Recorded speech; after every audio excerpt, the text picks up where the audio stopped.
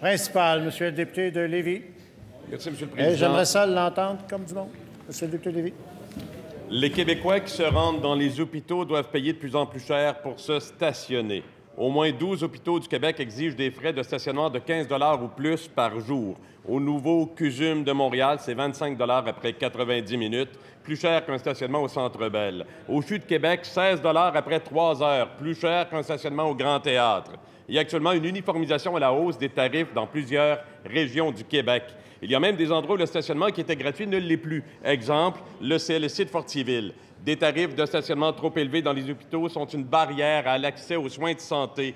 Plusieurs citoyens, patients, municipalités, associations et même la protectrice du citoyen dénonce les tarifs abusifs de stationnement dans les hôpitaux.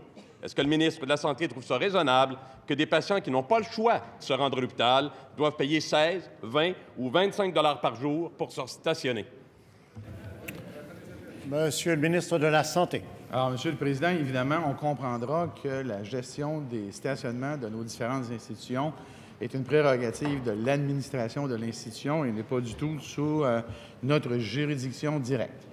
Maintenant, Monsieur le Président, malgré tout, il y a une circulaire qui donne des guides ou des orientations quand même à être observées, qui a déjà été envoyée à notre réseau en 2006 et qui est en voie de révision actuellement. Pourquoi? Évidemment, pour les raisons que le député de Lévis vient d'évoquer, et je remercie de sa question.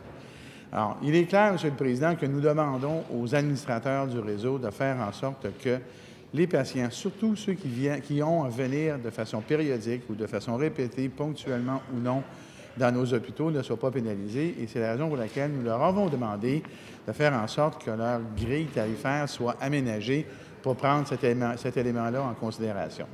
Ceci dit, Monsieur le Président, je terminerai quand même en disant que l'argent qui vient de là, heureusement, est réinvesti complètement dans les services, dans la fondation de l'hôpital et qu'on doit évidemment trouver un équilibre et c'est ce à quoi s'appliquent actuellement les directions des différentes administrations. Première complémentaire, Monsieur le député de Lévis. Monsieur le Président, l'équilibre n'est pas toujours facile à trouver. Je pense à Mme Tremblay, une mère monoparentale de Québec qui doit payer 100 $ de stationnement par mois pour voir son médecin avec son bébé né prématurément. Et là, c'est un tarif préférentiel, 100 $ par mois, un montant qu'elle trouve exorbitant. Elle ne peut pas se rendre à l'hôpital en autobus avec son enfant. Que répond le ministre à ceux qui n'ont d'autres moyens que la voiture pour se rendre à l'hôpital? Est-ce qu'il faut comprendre que le ministre est prêt à revoir à la baisse la grille tarifaire des stationnements des établissements de santé? Monsieur le ministre de la Santé. Alors, Monsieur le Président, je vais le répéter. Évidemment, c'est une question de prérogative locale. Je suis d'accord avec le député de Lévis qu'il faille aujourd'hui s'assurer que nos administrations proposent à sa clientèle des ajustements lorsque la circonstance le justifie. Je comprends très bien l'exemple qui est donné ici, mais il n'en reste pas moins, Monsieur le Président, que ça demeure la prérogative de l'administration locale de s'adresser à ça. Je le répète, Monsieur le Président, nous sommes à revoir, au moment où on se parle, les directives qui sont envoyées dans le réseau.